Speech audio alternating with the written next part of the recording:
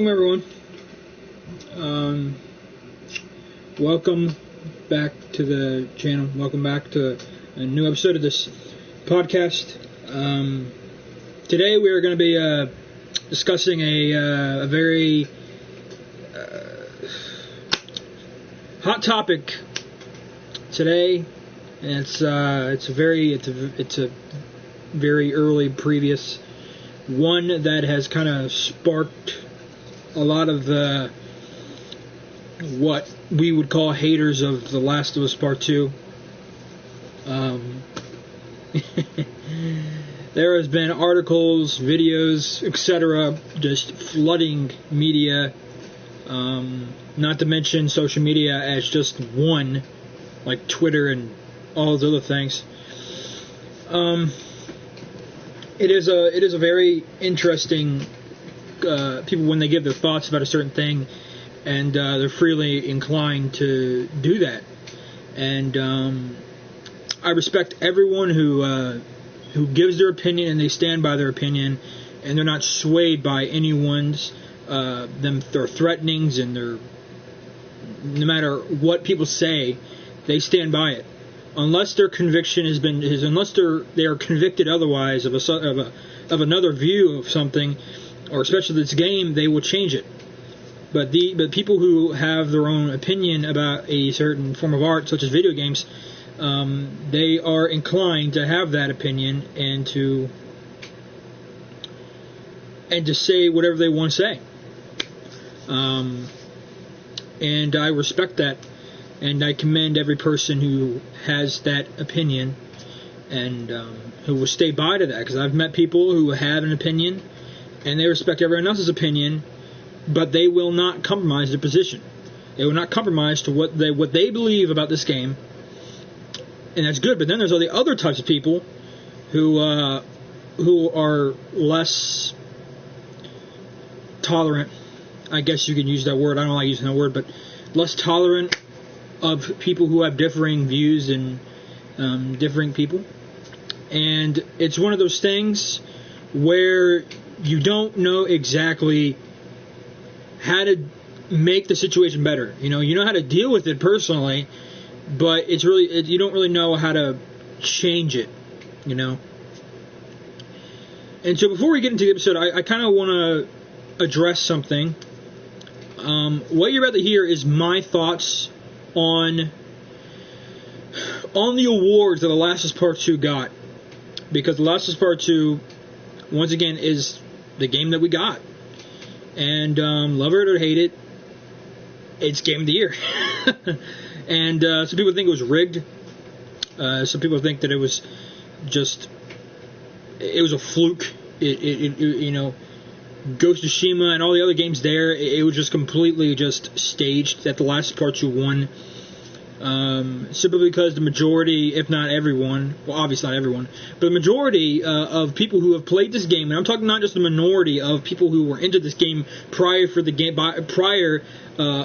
Part 2 coming out, but I'm talking the minority with the majority, okay? With that being said, I mean the entirety of everyone who's played this game, The Last of Us Part 2.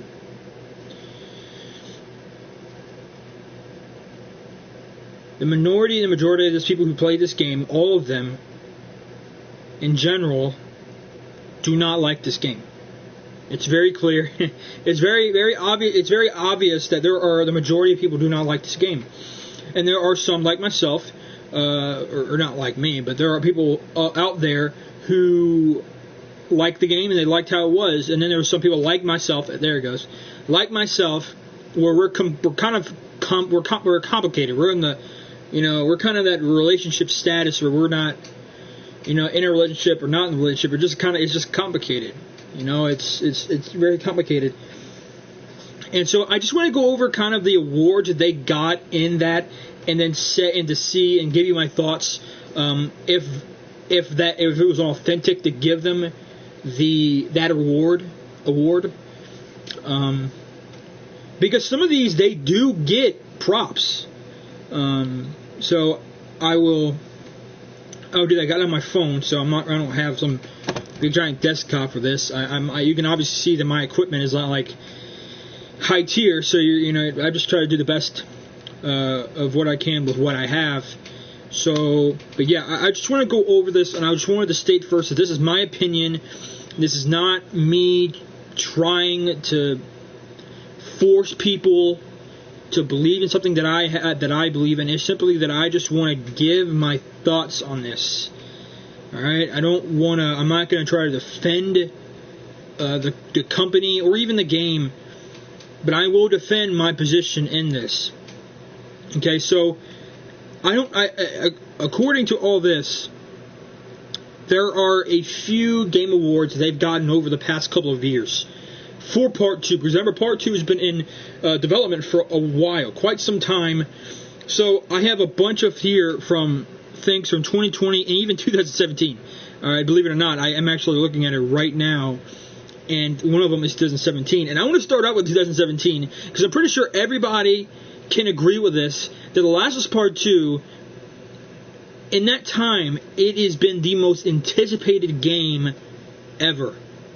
Okay? One of the most anticipated games in recent time, The Last of Us Part 2, had that hype, that anticipation towards it. It had it, man. I'm not kidding. It had it. Everyone, anyone who had any interest in this game whatsoever, they were anticipating for this game, and there was no other game that was so hyped up and people were so excited for than this game. And so I'm pretty sure that everyone who had an interest in this game prior to it actually coming out and to be put on the shelves could say and agree that this game deserves that award in 2017 when they got that, the most anticipated game of the year. It was literally 3 years prior for it coming out. And they won it. They won that award in 2017. And I think that it was never more hyped up. Never more hyped up when they released the story trailer. All right? That was this year. Okay? When we got that one back in September, that wasn't a story trailer. That was a release date trailer. We got the story trailer a couple of months ago. All right, we got it a couple of months ago. I think it was shortly after like Resident Evil 3 or something, and I think that was the pinnacle of all the anticipation, the pinnacle of all of its hype.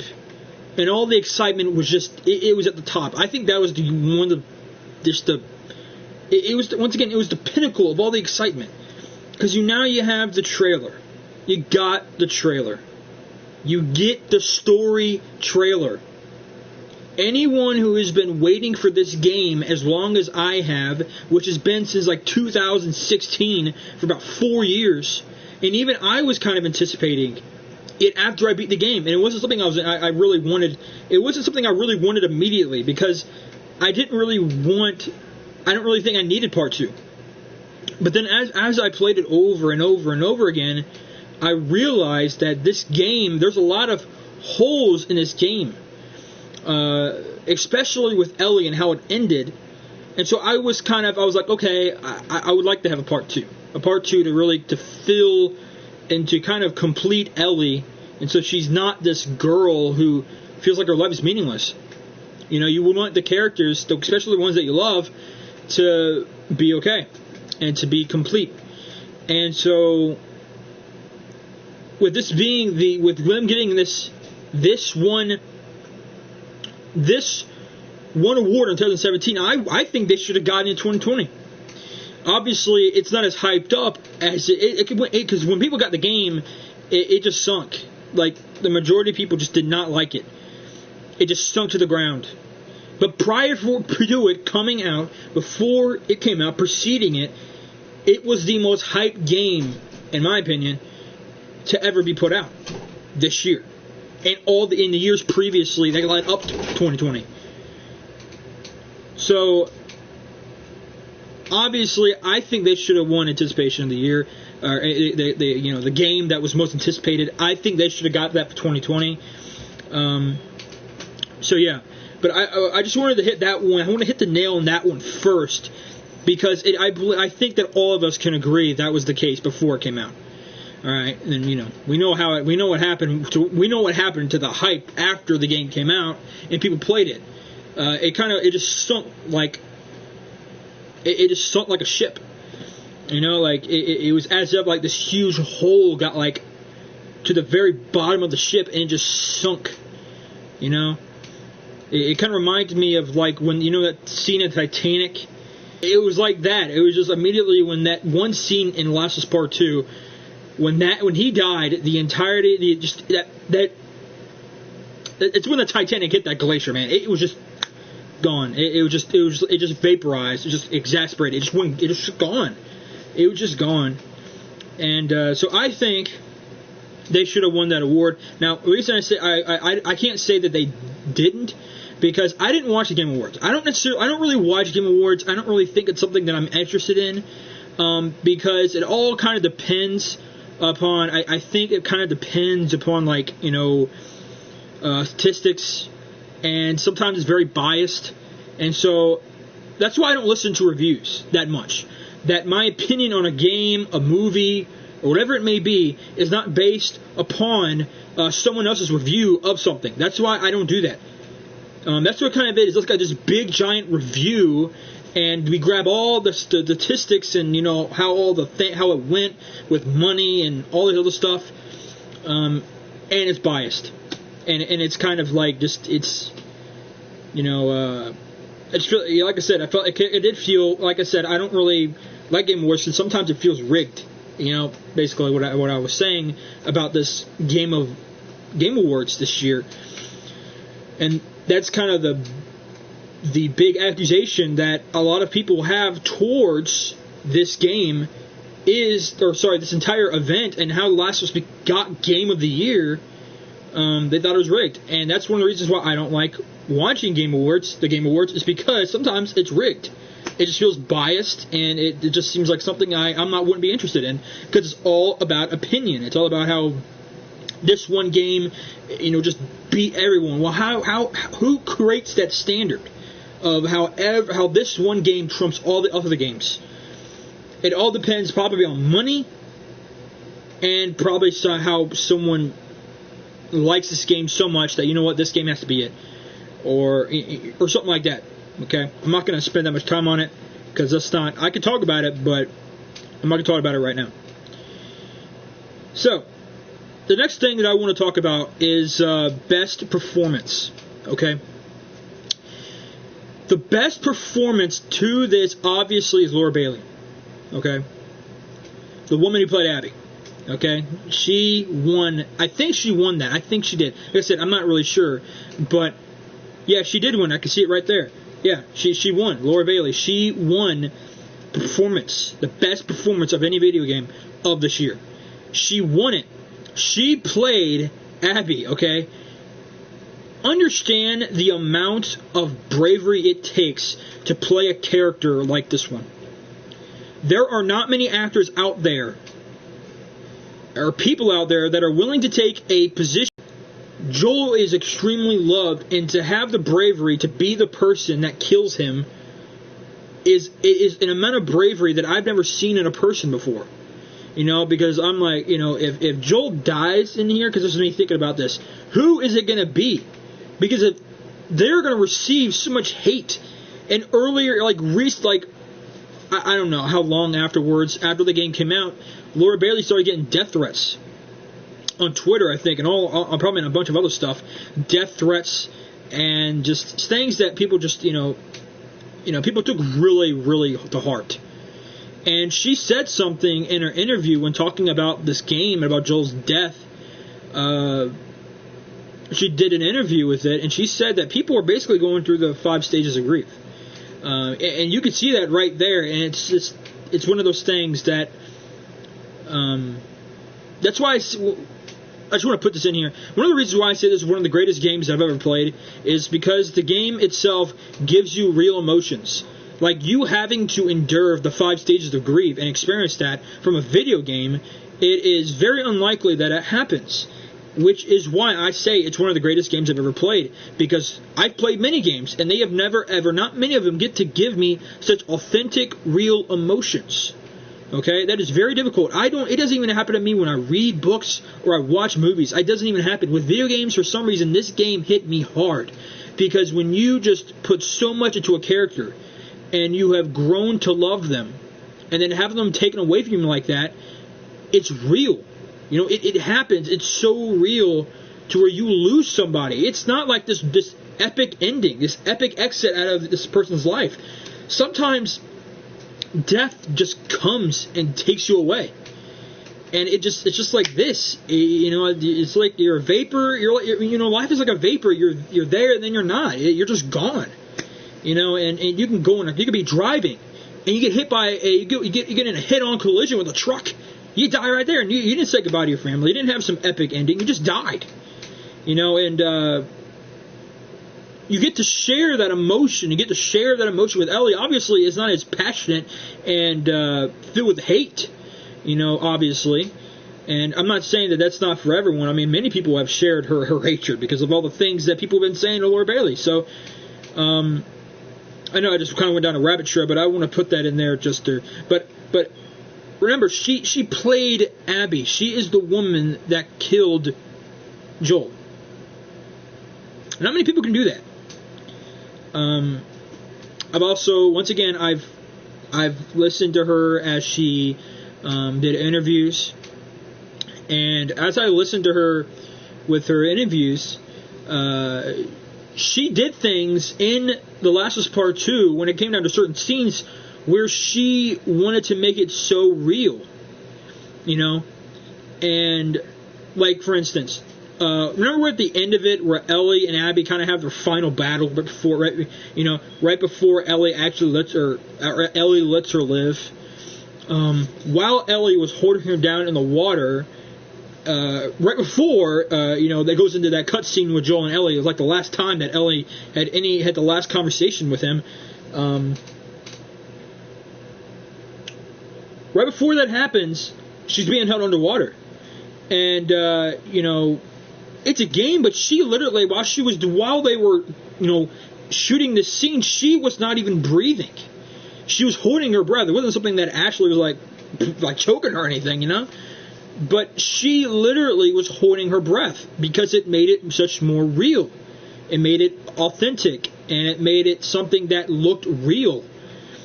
And to do that, and even Ashley saw her face turning like purple or blue or something. She was almost practically unconscious. She was like right close to being unconscious, and which was just a type of dedication to the character, and just dedication to make this game real. And that's just one of the things that she did. She just made a great character. Now I've had my criticism with these characters, okay? And unfortunately, these criticisms are not necessarily on the character, but the actors. Because I just did not feel like Abby was really hurt. That she wasn't really this type of person who was very broody and angry and sad. She didn't really show those symptoms of someone who really had hate in her heart. And then, she gets her revenge, but she's unsatisfied. I don't see that. I like to see that because I've been through that. And I would like to see that in a character like this, because it's like, you know what, I can relate to this person. And I don't know if that was the direction. Maybe it was because of the director, Neil Druckmann. Maybe it was just his way of going. Maybe they could have gone that road, but they didn't. But I personally would like to see the acting a lot more, just their acting a lot more obvious. But we're also talking about in a world where death and murder is something, and killing is and loss is like a normal thing. And so people have become numb to that, and that's kind of how I look at it. She practically became numb to it. Ellie became numb to things, because I know that these that these actors, especially Abby, that she could have those emotional scenes and show that emotion, because she's done it. She's done it twice as you played as her. You did it once where you walk in and you see her dad being murdered because Joel killed him while trying to save Ellie, you know, and she breaks down crying. And then again where Mel kind of basically told Abby that if you come with us to Santa Barbara, I'm not coming with you. Because everywhere you go, bad things just happen. You're a messed up person. You really are messed up. You know, and it made her cry. You know, and she also got really upset when Owen, when they were in like, I think the second day, like Seattle 2 in Abby's perspective, where she finds Owen in that boat, and the conversation he has, he's basically drunk. He's intoxicated. And first he tells her, you know, what happened between him and Danny, because Danny, like, she found that he died when he got back there, because they were doing some, like, scouting mission for scouting out the place looking for scars or seraphites. And after that, he tells Abby that he is tired, he doesn't care about the land, he doesn't care about this war anymore, and he wants to go after something else, something that's worthwhile, which is the Fireflies. Now, obviously, if you really go throughout the entire,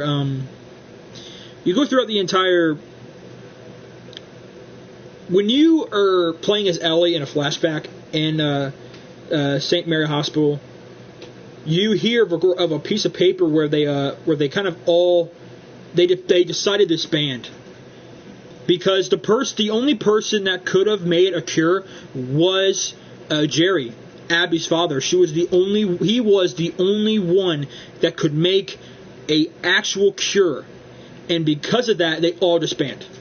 They all the suffering, all the sacrifices, it went down the drain. They're like, man, forget it. We're not doing this.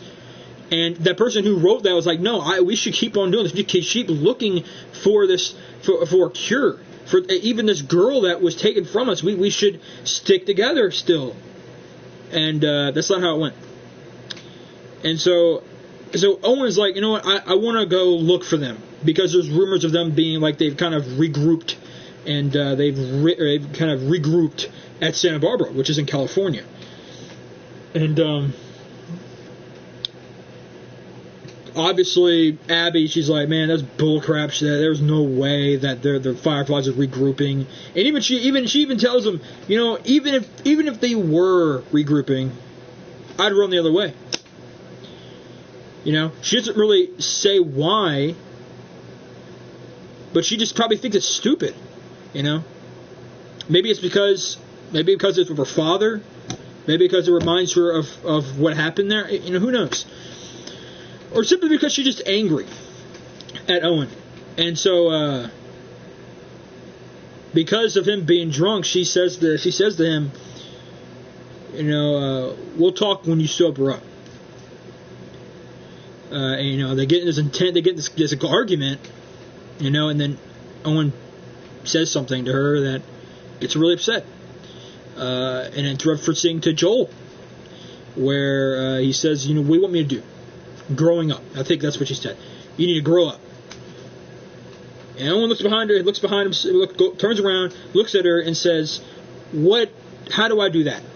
Do I go look and go find the people that killed my family and torture them until they're crying out of their own, even crying with blood coming out of their mouth, and having their own family watch him being murdered and killed, you know, and it got her upset. She just pushed him and then grabbed him and kept pushing him to get this cabinet, you know. And then, you know, what happens next? And then you have like the one romantic scene that happens at the end, like one. So yeah, I mean, I mean, it's just something that I think they could have done better with it, and I wish they did, because it just, I don't know. the acting, I just felt like it was good, but it was just misplaced.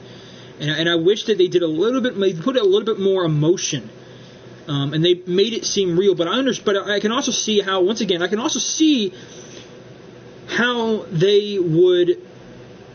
how the characters themselves would be kind of numb to emotion for living in a world for 25 years that has just been surrounded and influenced by death and loss. Okay, so I can understand that too, but I don't know. I just really wanted to see that emotion. I saw it in Ellie. I saw it in Ellie when Joel died, obviously. Then, like a couple of weeks later, when she goes out from Jackson to go to Seattle, she acts like, in that area, leading up to the area, and going into the area, and in the area, and then exiting the area, she's like fine. And I'm like, don't you get what happened just a couple of weeks ago? This is not something you should easily just be able to get over. And once again, it's just all about, I think it may just be numb. She might just be numb from all the stuff and all the things she's been through, and maybe it doesn't affect her that way. But there should be just them of pain and anger and rage, and they are just failing at it. There should be frustration. There should be like isolation, and it happens to Ellie. Don't get me wrong, it happens to Ellie. She begins to become more obsessed with killing Abby. She practically said, screw Tommy, right in front of Jesse's face, when she says, you know what, I'm going over here. I'm not going to save you. And obviously, she told Jesse that when we find Tommy, and so you see that happening, but